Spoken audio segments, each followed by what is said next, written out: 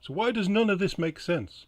Why does what the NDP are saying and the Liberals are saying, why does it not? Why does none of it ever make sense to Canadians? Canadians who have got common sense, who want to go out, who want to work for a living, who want to create their own lives without government interference. 20% of the population of Canada is a government worker. Did you know that? That's just ridiculous. So why does what Jagmeet Singh say in this interview not make any sense whatsoever?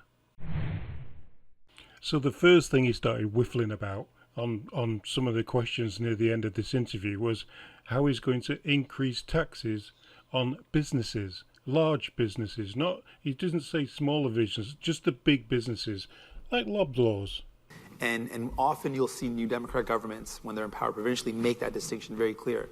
We treat a large corporation, we should be treating a large corporation very differently from smaller startups and small and medium size. So we are going to propose in our plan, this is a little preview,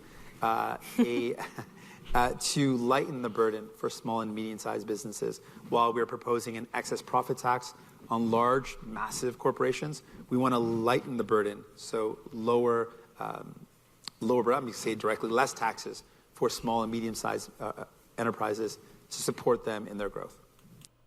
So when you add taxes, when you stick a bigger tax onto a bigger company, let's say Amazon or Loblaws or just whatever big company you want to talk about, how will they recoup them taxes? Will they not put it onto the price of the goods that they manufacture? You see, that's why this doesn't make sense. And the next thing he says doesn't make sense either. We're going to weave in and out of U.S. politics here, as you might expect. In the aftermath of the recent U.S. election, it looks more and more like Canadians will follow the U.S. into a more conservative political landscape. Do you think this rejection of left-leaning policies and sentiments in the U.S. will be replicated in Canada? And if this is even marginally true, how will this affect the future of your party?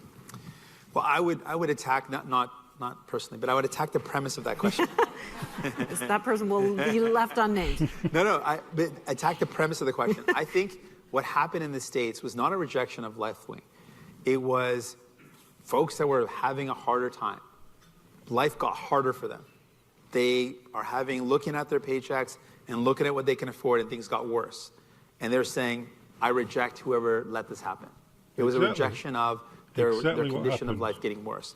And you hear some of the exit poll discussions with people thought and still believe that Trump's going to make their life more affordable. Mm-hmm.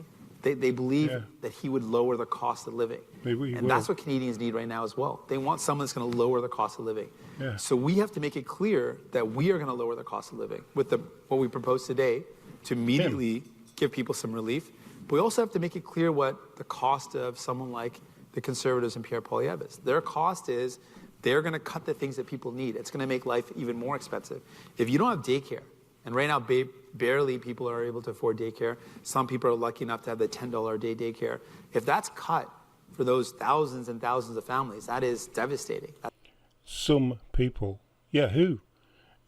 And what do you mean if we don't have daycare? We've had daycare for hundreds of years. People have looked after other people's children. We've got daycare. And when he says some people, at least he's been a little bit honest there by saying some people, because who do you know who's got $10 daycare other than maybe a few MPs who've managed to get into of course we'll let your kiddies come into our $10 daycare and make you look good in the government. How many people do you know who've actually got $10 daycare? That's going to hurt them. If they cut things like the dental care program for seniors and kids, that's going to hurt people. So we have to make the case. Why do you think I've got medical insurance from where I work?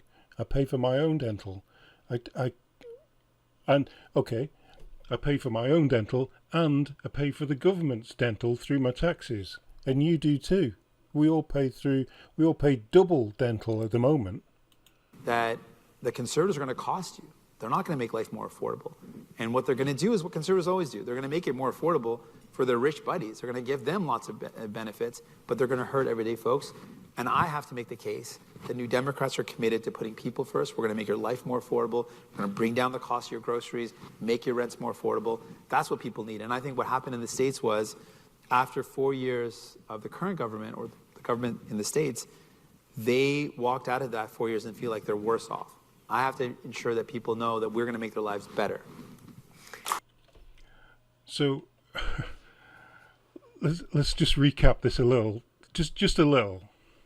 He's now saying he wants to make people's lives more affordable. He wants to help people. After 9 years of propping up the Liberal government, he's decided that now, with the chance of an election coming up, now is the time he wants to start helping Canadians. Now.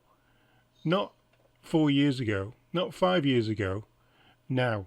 When everything's on the line and it looks like the Liberal government's going to get kicked out on its ass, and the Conservatives are going to come in like what they have done in the USA. They're going to come in and they're going to try and make lives better for people.